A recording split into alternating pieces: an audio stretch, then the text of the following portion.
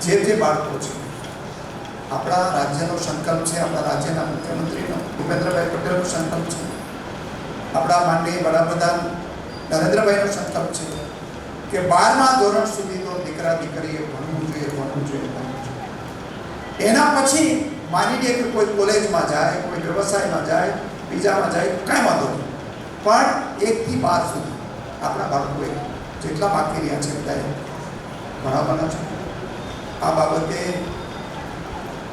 ગાંધીનગરમાં ખૂબ મોટું મંથન થયેલું છે.